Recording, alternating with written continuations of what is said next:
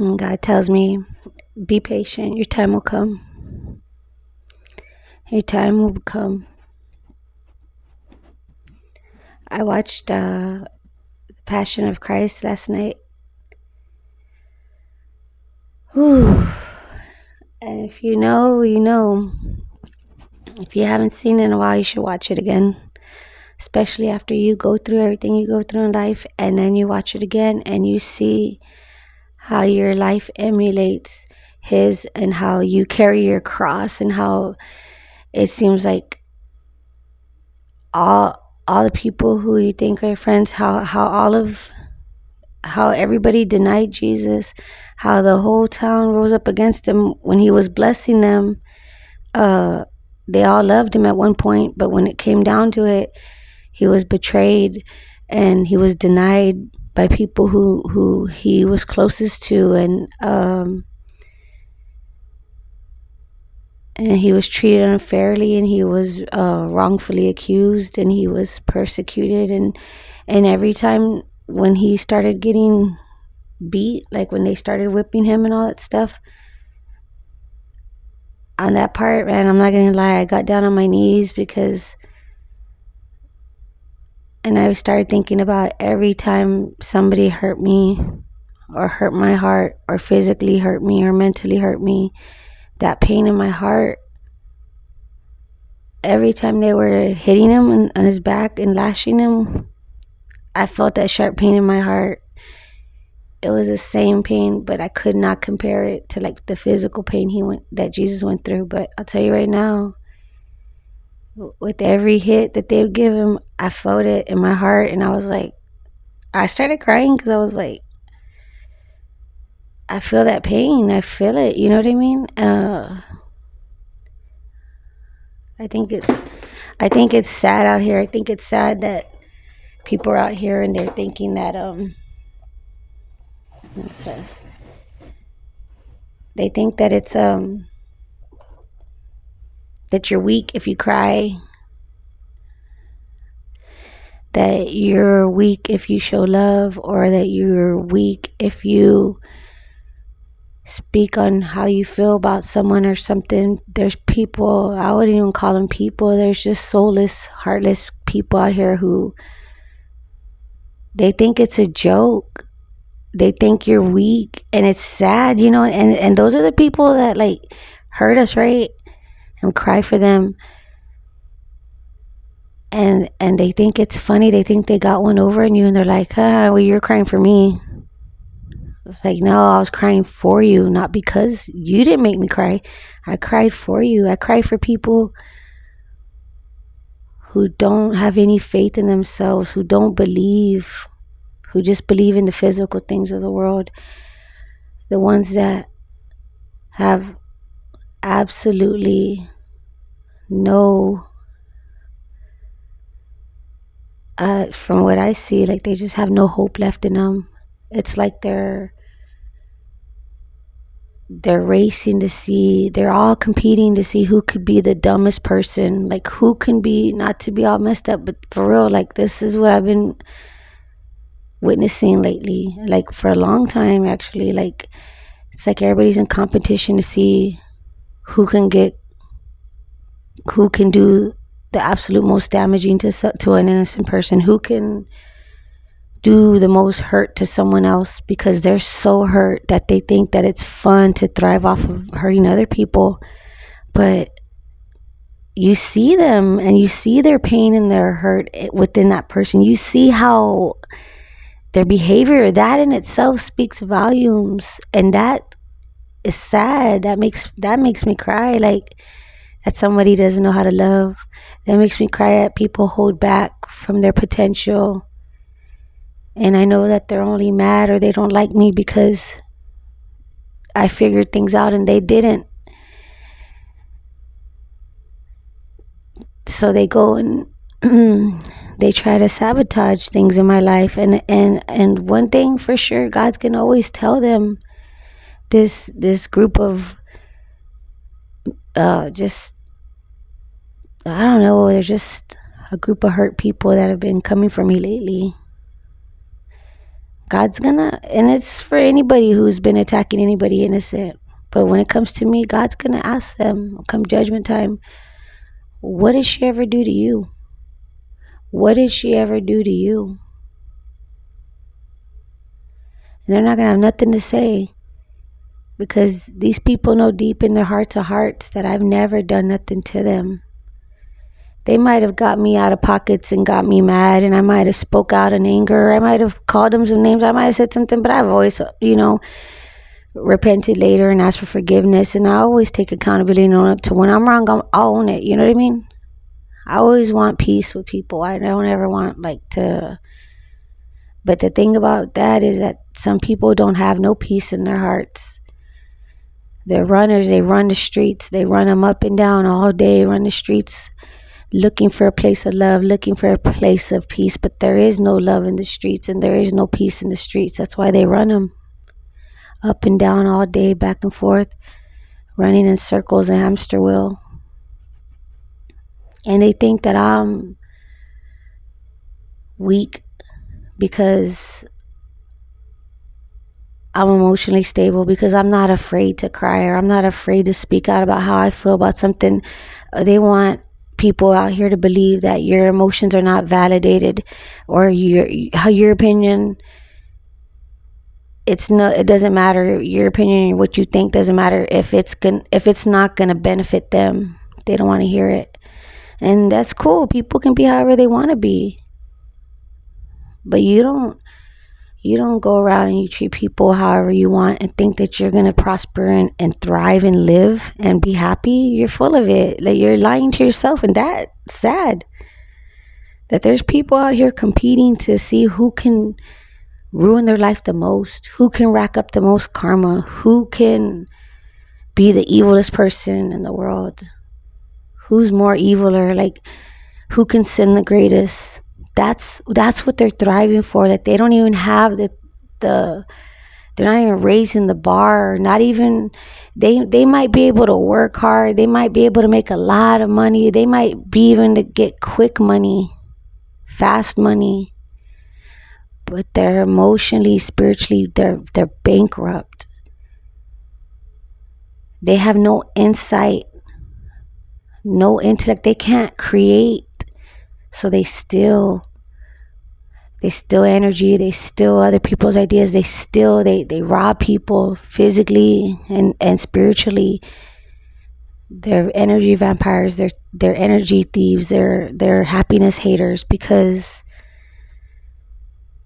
they don't have that ability. They don't want to find it within themselves. They don't want to do the work to heal, because their demons, their traumas are too painful to handle. They're scared if they cry that they're weak, or heaven forbid that they might actually be happy, but they're stuck in their comfortability, and that's going to be their karma. That's going to be their hell, is to repeat toxic cycles and never have that love, never find it, never get it. And I'm not speaking that into existence. That's what it's going to be, because that's what they've known. That's what they continue to go to. I myself cannot hold one's hand and convince them, and I don't need to prove myself to anybody.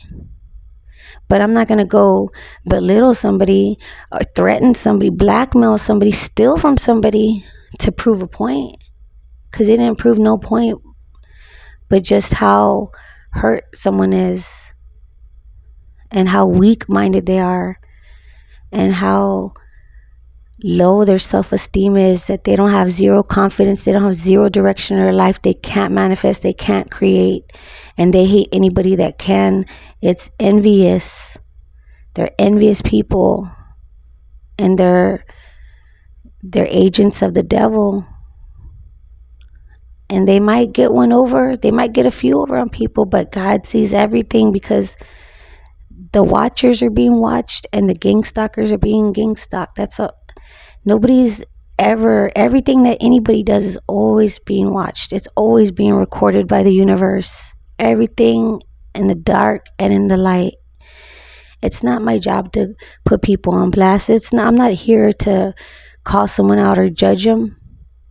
But I have every right to speak out about my own existence and my own protection, and how people have been attacking me for, I'm not acting like I'm innocent, but I sure as heck don't provoke it for no reason.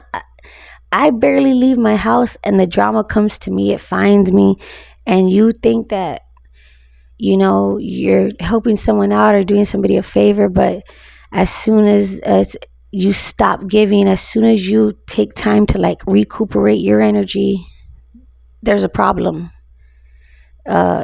If it's not benefiting them, then it's a problem, or they get triggered, or they'll go, well, if you don't get to me, I'm going to get it somewhere else, or something like that. Like, I've already been through that stuff. I've been through that, and I'm unfazed. I'm unbothered. Like, you're not teaching me any kind of lesson that's going to benefit me. All you're doing is pushing you further and further away from my life. That's all you're doing. And the people who can't take accountability, they never will. They don't know how. If they're adults now and they still don't know how, don't waste your time trying to get them to take accountability or own up to something. You don't need to tell them about how the way they behave, because that's who they are. Why are you going to call someone out on their behavior? They're showing you who they are. Walk away from them, like, straight up.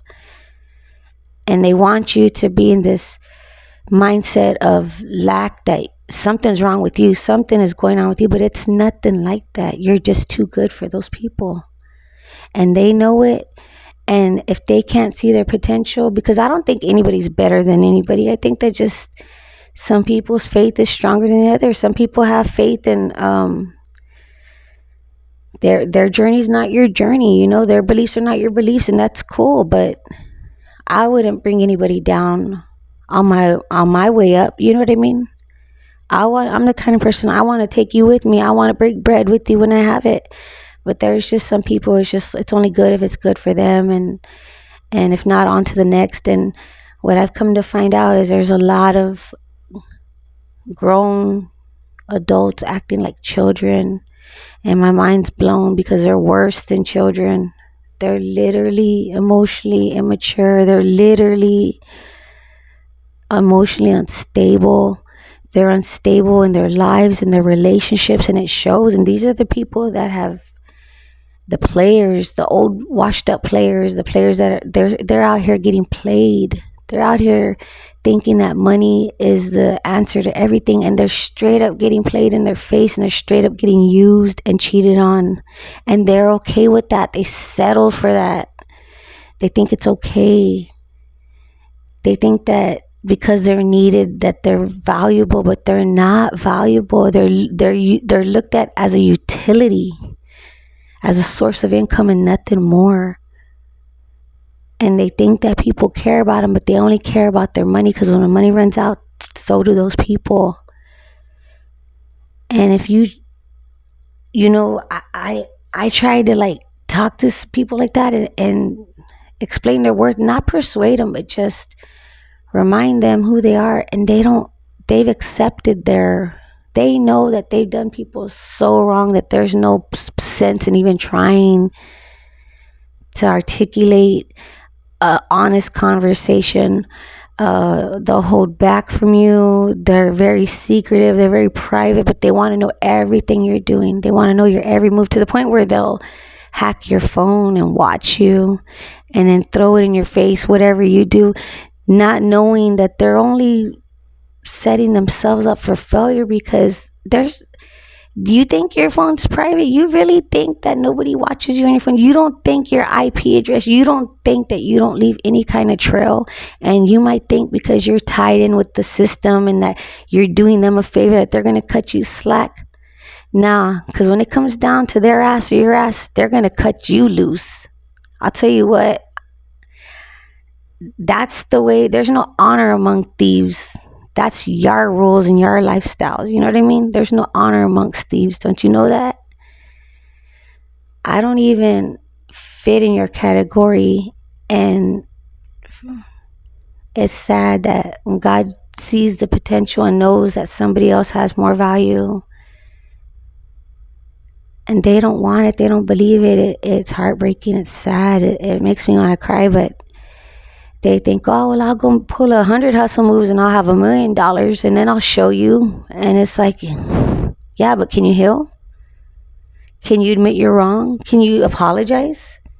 Well, then you ain't showing me shit. You know what I mean? You ain't showing me nothing. You can't take that money with you when you die. Where's your dignity? Where are your morals? Where's your self-respect? There's some things money can't buy and that are so valuable. Where's your honesty? Where's your authenticity? What's your gift? What's your talent? Because everybody has a gift. Like, there's some people out here moving like robots, like straight up tin men. They don't have a heart. You got to grease them up every once in a while because they're stiff. They're hollow. I'm serious. Like, that's just a world, a part of a territory that God opened up to me recently that I got to witness. When He moves me into a new territory, it's a new set of type of people, a new set of demons, different devils, different levels. And I have to overcome that because God knows everything that I've been through. He knows all my strengths, and He knows that everything I've overcome. He knows what I'm capable of, and He won't put me in a position to be around certain type of people that I can't handle. And then I have to remember, because they'll come at you any which way about like relationships. They'll try to get you and your heartstrings and all that. And you just got to remember that if you didn't ask God for them, then God didn't send them. And if they did come in your life and you ask God for confirmation, did you get that confirmation about that person? I believe some relationships are destined to be together. And it's so sad when that other person they're just in too deep. They're in too deep. Oh, it reminds me of that song from Phil Collins, In Too Deep. I had a cousin that passed away recently, and he was loved by a lot of people. I love him. I miss him.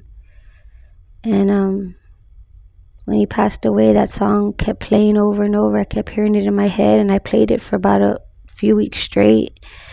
But in the song, Phil Collins says, all the time I was thinking, nowhere to run to. He goes, all the time I was thinking. And he says,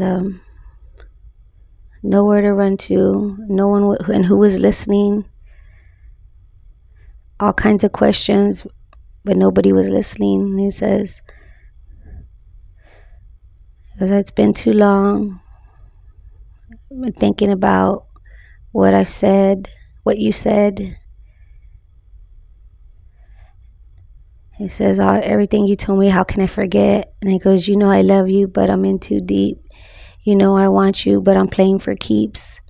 Although I need you, I'm not going to need this. You know I love you, but I'm in too deep.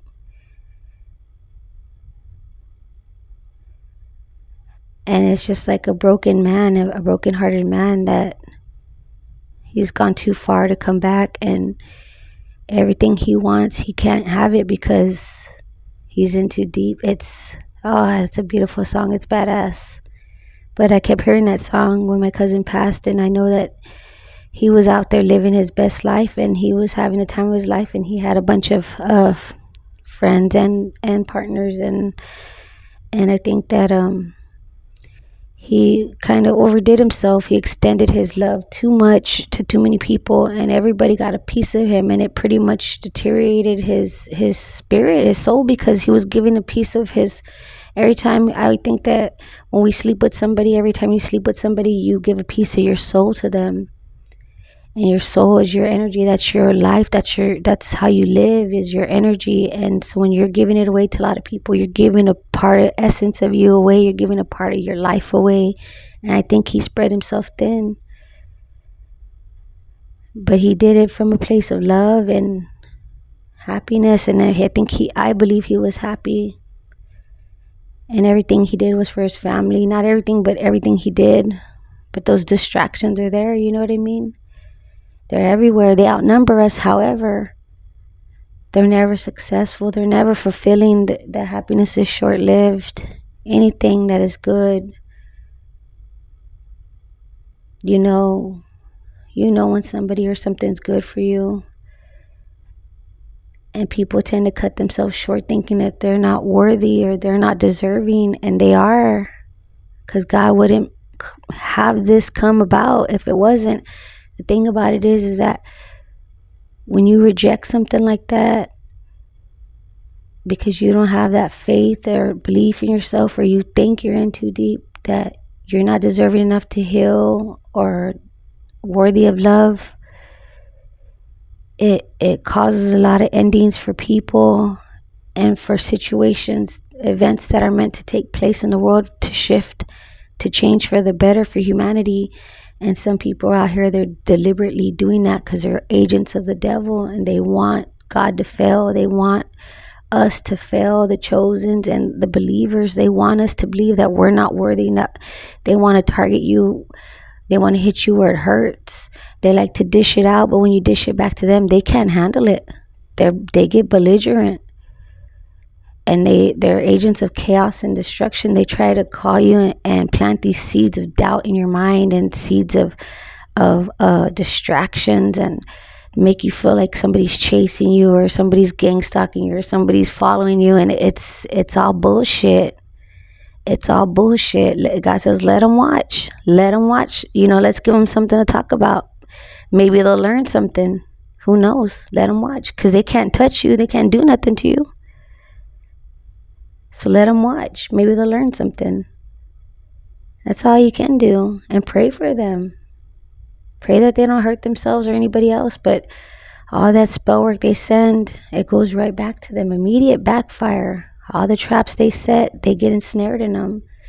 And they're angry. They're mad because nothing they do works. And they think they got one over on you because they pull on your heartstrings. Or if you do get emotional about it, or you get a little sensitive about it, feel it, cry it out, let it go. Walk away. Who cares? You know what I mean? Like, they're not worth the tears. But know this. God says every tear is accounted for. So every time you hurt somebody and you make them cry, God counts every single tear.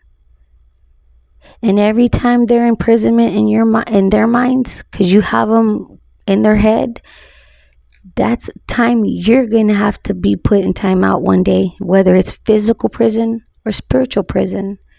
Every time you do that to somebody, you're doing it to yourself. You just don't know when it's going to happen. So I guess some people out here, they've just done so much bad that they don't feel deserving of an opportunity of love or happiness. And it's okay, because God will rewrite your blueprint and he will send you. There's a lot of soulmates out here. It's not just one person. There's a lot of soulmates out here. He'll rewrite it for you. But I said this before and I'll say it again. The true soulmate is the masculine and feminine within yourself. Discovering them, and they unite and they fall in love with each other, and you have self-love. You fall in love with yourself all over again. That's the true holy matrimony, is the marriage and the joining of those two, your polar opposite, your dark side and your light side. When you find the balance between those two things and they unite, split personality, the split side of you, the good side, the bad side, the right side, the left side, the dark side, the light side, the masculine, the feminine, as above, so below. That's the true holy matrimony. That's the true union on earth. But they want to love everybody else, and then when you come across people like that, and you know damn well they can't love you because they don't have no respect for themselves or structure or anything. Hey, more power to them. That's their life. That's not your life. That's not your problem. But to do something purposely, intentionally, no remorse, total disrespect, with intentions to hurt someone of God, to hurt God, to help the devil. I feel sorry for those people. They got hell to pay. And they don't curse you, they curse their own bloodline. Those people that are never sorry and never take accountability, those are the same people you see on the side of the road talking in tongues. Those are the same people you see on the side of the road that are stuck in a weird position, and they're stuck there like they're frozen in a crooked shape. Like they look like they're possessed by demons, because they are. And God told me those people were never sorry. That's what ends up happening to those people. They end up getting possessed, and they end up belligerent and crazy. I'm not wishing that that's the truth. That's what God told me. That's what's going to be they like to betray God's children with a kiss. God says, like Judas betrayed Jesus with a kiss, and like Judas, they will hang their own selves. Let them. Their fate will be by their own hand. You will be okay. You will overcome this. You've been through worse. Pray for them that they don't hurt anybody else, and that they don't hurt themselves anymore. Pray that they see the light. Pray that they forgive themselves and the person who hurt them. Pray that they can see. Pray that they can listen. Those with ears, let them hear. Those with eyes, let them see.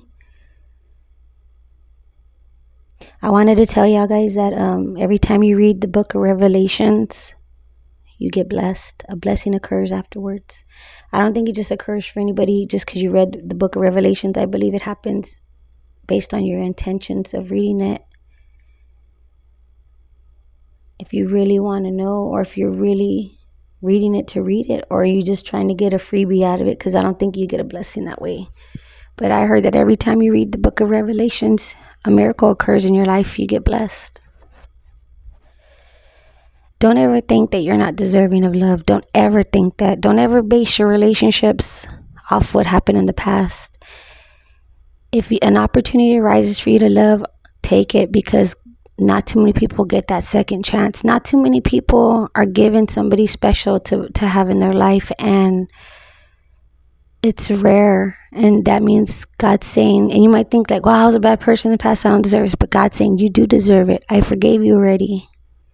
He's a very forgiving Father. Very forgiving, But the people of the world are going to love worldly things, and they're going to behave as so. And it's not our jobs to convince them, chase them, buy them off. But when you date somebody because of their money, or you only with somebody because they spoil money, you've basically sold out. You sold yourself out for money. And like the Bible says, for what profit does a man stand to gain if he loses his own soul? You know what I mean? Like, you're basically selling your ass, selling out, settling because somebody has, marrying for money. That's selling your soul.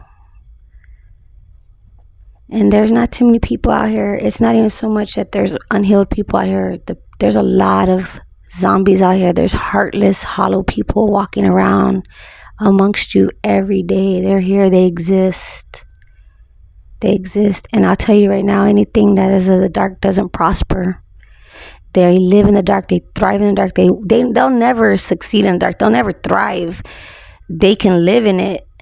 But if they live in it and they bask in it, that's what they want. That's all they'll ever have to give for the rest of their life. And anybody around them they attract will be dark. And everything that happens in their life will be dark. And then you come across them and you see that dark cloud around them. You see their aura. You see the bags under their eyes. You see that they're short temperament, that they're never motivated. They can't create. Those are people who live in the dark. They want you to be miserable too, because misery loves company. You gotta stay away from them, rebuke them in the name of Jesus Christ. And they can come at you any which way, kicking knowledge about the Bible. Guess what? The devil knows the Bible front to back. That doesn't mean nothing just because they throw out a few verses or whatever. I'll tell you right now, myself, I've never read the whole Bible. I didn't even know how to read it when I first got to it. I started reading from like the teachings of Jesus, and I started from there. And I've done according to what's happened in my life and what downloads I get. I read like whatever book or Psalms or whatever, according to whatever is going on in my life at that time. That's how I go about it. I don't read it front to back, but there's people who had no choice but to sit and read it, and they think they know something. And there's people that are awakened, but they're awakened from the dark because they were in prison, or they did it through black magic, and they got some different kind of awakening, but they're not Christ conscious awake. They're not awakened through God. They're awakened through materials and ways of the world, and they found a way to like prosper from people, and it's not working anymore, and they're getting pissed. So they're trying to come for God's children and get it from us, and it ain't gonna happen.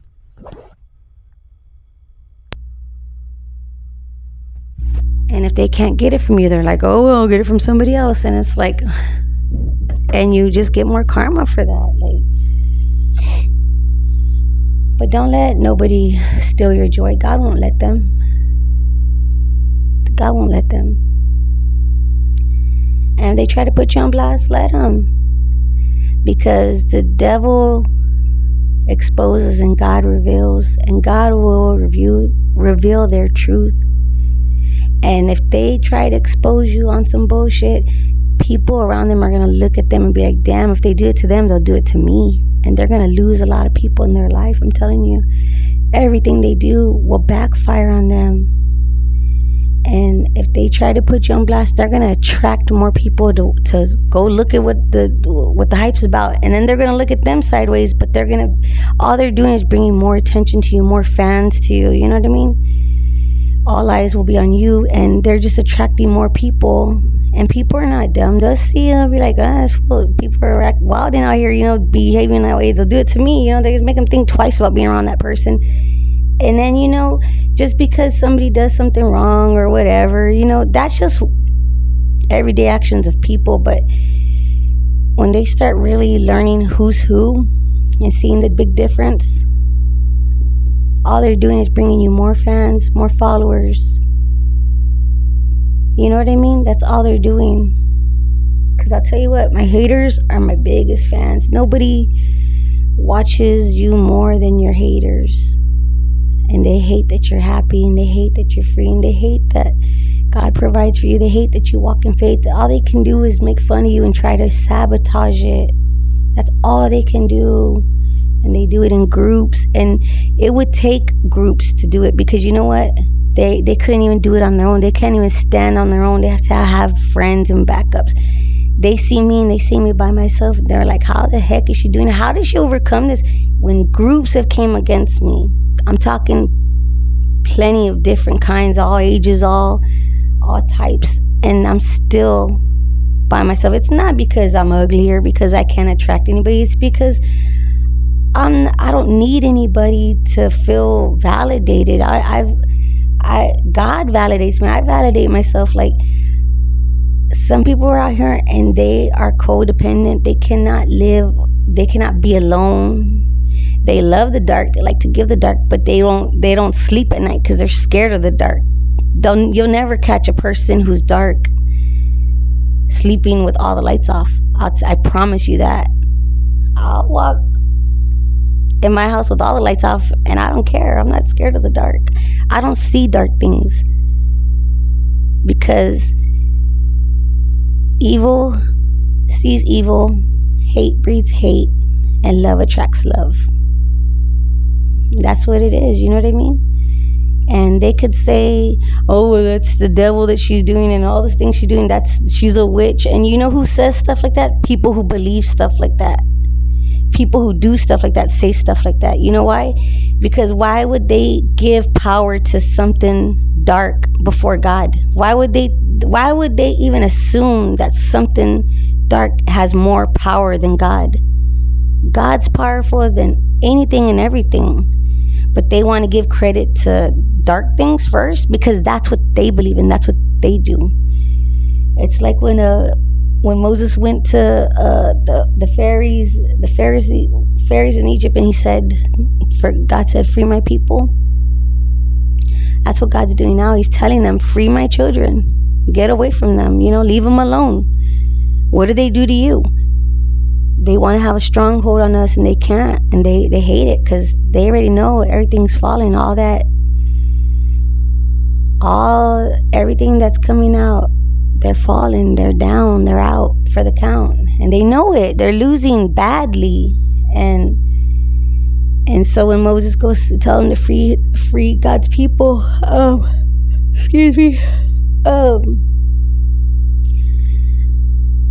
there's somebody there, and they're like, "Oh, look, they're doing stuff from the devil, and he can only do that with the staff because he's turning the water red, because he's doing that because of the devil and magic and da da da." But like in the Bible, I forgot exactly what scripture it is.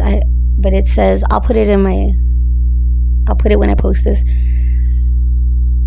It's like, how do devils cast out devils? If I was going and I was rebuking a devil, how can I be a devil rebuking myself? Like, why would a demon rebuke his own kind? They wouldn't do that. Then, so if they say that I'm a witch or I'm a devil, what do they believe in? And if I'm over here rebuking devils and I'm over here talking against the darkness, and they're saying that I'm that, well, what do they believe in then? What do they believe in? Because they want to give credit to things like that before God. They want to be religious but materialistic and question my spirituality. That's not the way it works. People who believe in the devil and witches are the ones they're the first ones who assume those kind of things. They give credit to something like that immediately. One time I was writing some I guess like ancient biblical writings, right? Like it's kind of like light codes. I don't know how to explain it. It's just a different kind of language, right? And I showed it to somebody because I didn't know what language it was in. I didn't know if it was Turkish or if it was like Arabic. I didn't know what kind of writing it was because I've never wrote like that before. And I asked an opinion in it, and they're like, "I don't know, it looks Turkish, but I don't know what it is." And I was like, "Okay." But somebody was like, "Oh, they said it looked like spell work." And I was like, how would they know what spell work looks like? I don't even know what spell work looks like. How would they know what it looks like unless they've done it before, right? It's one of those kind of things, like where people assume things, but they only tell on themselves. The snakes reveal themselves every time. Every time. They still live off, they still live off this notion that hurt people. But it's not true. They don't want to heal, they don't have to, and you don't have to stick around and wait till they're good and ready. You don't have time for people to get their shit together. You got a life to live, and don't give them any energy. Call it back. I call back all my energy, power, abundance, blessings from anybody who's taken it willingly or unwillingly, knowingly or unknowingly, whether I gave it away on purpose or not on purpose. I call back everything that's rightfully mine, and I want restitution times 10, because for my pain and suffer, you get double for the trouble, because they wasted your time lying and bullshitting, and they try to come at you sideways, and you see what it is for what it is. But sometimes you just got to play the part. You just got to play the role, because God wants them to heal. They have to hurt you in order for God to step in. If you're chosen, if they hurt you, it's like attack on God, and God steps in and deals with them, and they could start getting their karma, and they could start doing their shadow work, and they could start healing. It's a process. It's one of those things that it just has to happen, where you have to take that L, but God will turn it into a beautiful lesson. He'll turn it into a win, I promise you. And nobody wants to be the scapegoat for that, But you know why now, right? You know why you were a scapegoat your whole life? For your family. when they're putting off and projecting everything on you, making you feel like you're wrong for who you are. It's like the bully starts to bully people. How does that work? How do two wrongs make a right? It doesn't. It doesn't. I say repent, turn away from the devil, rebuke him, and ask for forgiveness from God and from the person you hurt. And don't hold back. Don't wait.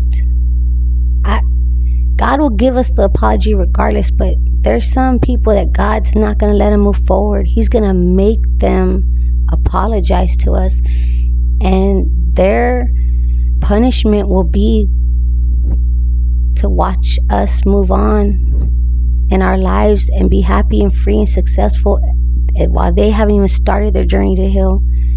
They're still living in denial land. They're still delulu. They're delusional. They're still living off of false reality. Their perception of reality is false. It's their comfort. It's what they know. It's what they're used to. But I promise you, it's not going to last much longer. God's not going to let them get away with hurting people, especially His chosen. I promise you that. That's a guarantee. I don't wish bad on nobody, but you don't do that to innocent people. You don't somebody's trying to help you, or you approach them, or you call them, or you talk to them, and then you insult them. You try to add insult to injury. You can't hurt a chosen, because we've already overcame those things. We're healed. We cry because you don't know how to be sorry. We cry because you don't want to heal. You don't believe you're worthy of healing. That's why we cry. We cry for you because you don't know how to cry. All you know how to do is hold back them tears and suppress it onto other people because you're depressed, and that's why you have anxiety. That's why you have anxiety and you're depressed, because you're suppressing all those emotions. Those are all those things are manifestations of unhealed wounds. That's all that is. All those mental problems, it's all manifestations of unhealed wounds. So you should get on with it and stop projecting. It's telling you, when God says apply the pressure, we're going to apply it. And it's not going to be one of those things where Jesus stomps off He's not going to just stomp out the snakes. He's going to cut their heads off straight up. And if it has to be your life or our life, who do you think God's going to choose to live? Because if you refuse to heal on earth, you refuse to take accountability, God would have to take you to deal with you, because nobody else would be able to deal with you. It would be that bad that God Himself would have to come down and deal with you. And if you're trying to take the life of somebody else, who do you think God's going to let live? He's going to take you, because He's going to have to deal with you personally to heal you. You might die once, but you'll live forever. I promise you that. And the only thing that dies from you is your ego. People think death is just eternal sleep. It's not. And think about the way the world is when they say YOLO, you only live once. No, that's not true. You don't only live once. You die once, but you live forever. What? Don't get it twisted. Well, this is too deep for a Saturday morning, so I just wanted to address my my secret haters and tell them I love them, and and tell them you can't get a good thing down. You can't. And that I'm praying for you, that you heal, and that you go away in peace. Leave me be. You know what I mean? Let me be. I don't bother people, and I pray that they're not allowed to hurt anybody else or themselves any longer, and that they're pushed into healing, or they're isolated from hurting themselves or anybody else, because enough's enough. I'm calling for justice here. I'm calling for judgment on them, because I don't like wasting my time on people. My time is precious, and I'll never get it back, and that's time that I could be putting forth towards me. So that's what I'm going to start doing. But as long as people keep coming for me, I'm going to keep speaking on it. I'm going to bring it to the light, and I'm going to walk away and let God deal with it, because once you bring it to the light, it disintegrates. It's exposed for anybody and everybody to see, and God can deal with it. I walk away and give it to God. I don't fight no battles. I don't get my hands dirty. I don't need to do any kind of anything to nobody. My hands stay clean all the time, every day.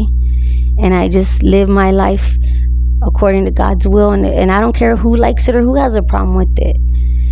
Because everybody just wants somebody who looks good on their arm, because they don't even feel good within themselves. They think that if they have somebody good on the side of their arm, and they're clout chasers as well. They just want somebody to take care of them. But these are grown adults acting like children. They don't know how to hold a job. They don't know how to be emotionally stable. They can't control their emotions. It's an eye-opener. It's a new territory for me. And it's just like, wow. Like, I thought kids were bad. One big room full of bad children. That's all I gotta say. Because they ain't bad bitches, I know that much. They're just bad children. They're grown adults acting like children.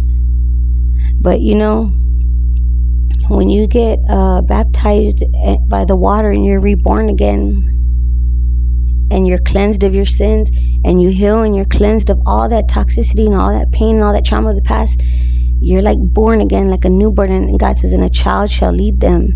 Because how do children live? They live in the mindset of creativity and imagination, and they don't think about fear and the consequences and dangers of the world. They're just living like so innocently happy and joy-free and carefree. And that's where people tend to confuse people like me, and they think that we're naive, like our innocence is dumb. But it's not that. It's just that our hearts are pure and we have good intentions, like a child, and they try to take advantage of that. And God's not gonna let it slide. You know what I mean? Thank God I know how to protect myself and clear my energy out from those kind of people. But all they're doing is exposing themselves. They're limiting everything in their life, from their friends, their lifeline, where they can go and what they can do. It's all closing in on them, and all their fingers are pointing at their other fingers are pointing right back at them. It's shining right back on them, and they can't hide. They can run all they want, but they can't hide. Then they do these things to antagonize you, so you don't speak out. But the best thing to do is speak out on it, so it's brought to the surface, and you walk away and let God deal with it, and it'll disintegrate. Just bring it to the light. That's all you got to do. Stand up for yourself. Don't take that shit from anybody. Excuse my language, but don't. Nobody has time for games anymore. Nobody has time for any BS. Getting one over on somebody or taking somebody's energy. Yeah, the devil might reward your bad behavior, but the devil don't give two shits about you or your bloodline or your children or your children's children. So don't get it twisted. When he comes for you, he's not going to just come for you. He's going to come for your whole bloodline, and that's facts. He don't give two shits about you or when you're in danger. And best believe you're going to call on God. When all else fails, you're going to be crying for him. And what do you think he's going to say to you? He's going to say you're forgiven, because God forgives everybody. He's a forgiving Father. But that doesn't mean you're saved. That doesn't mean you have a place in the kingdom. Because come judgment time, is to say, what did you do for me? What did you do for God? What did you do for others? And what are you going to have to say? You're going to put all your money on the table, your keys, you're going to put your house keys, your car keys, you're going to put all this, your watch, all your jewelry on the table. And what are you going to, he'll say, okay, yeah, that's the trash pile. He's going to throw that in the trash and say, what did you do for humanity? Who did you help? Did you forgive? Did you love? Did you try again? Did you repent? Were you ever sorry? Did you ever take accountability? Did you right your wrongs? He's going to look at all the things that money can't buy. Did you feed your fellow man? Did you open your doors to strangers? Did you help people? Those little things, like not being able to take accountability or say sorry or apologize or repent, those things are going to, man, that's what God's going to be looking at. Did you forgive? Did you, when I blessed you with love again, did you take it, or did you hold them against whatever somebody did in the past? Did you continually hurt people nonstop, no matter what? Even good people, bad people, doesn't matter. Did you continually hurt people because you refused to heal? Did you try to heal? Did you lie in God's name? Did you use the Bible to your advantage? He's going to call you out. He's going to judge you. We're all going to be judged. But if you read the book of Revelations, see what it says about God's chosens. We don't judge people. We prophesize. If God puts it in our hearts, we will prophesize to y'all. And there's so many things that I haven't even spoken about, guys. Like things about Oklahoma, things about what happened in Uvalde, things that happened in Sutherland Springs, things that happened to a lot of people and important people, things that we tend to shift our focus on and focus on the negative things. I've gotten prophecies on a lot of things I've not yet spoken about, because it's one of those things that I wasn't comfortable in my place and time in life route to speak on something. And when it comes to death, there's a lot of vulnerable people and there's a lot of emotional people, and I'm not afraid of them, but I want to be in the right position to speak on certain things, and I'll get them out there, the messages out there. It's just there's these distractions that come into our lives, and that's bullshit. You know what I mean? It's just distractions. 80% of things in our lives are going to be distractions. So don't get sidetracked with people, unhealed people, and relationships and all these things. Don't worry about stuff like that, about money and a job and a home. Just wake up and be grateful. Be thankful. That's all you have to do, is give God the glory, and everything is going to be all right. Like the song, don't worry about a thing, 'cause every little thing is going to be all right. That's all you got to do. And don't forget, I'm your sunshine. I'm your sunshine. And God bless y'all. Take care, and y'all stay humble. Bye.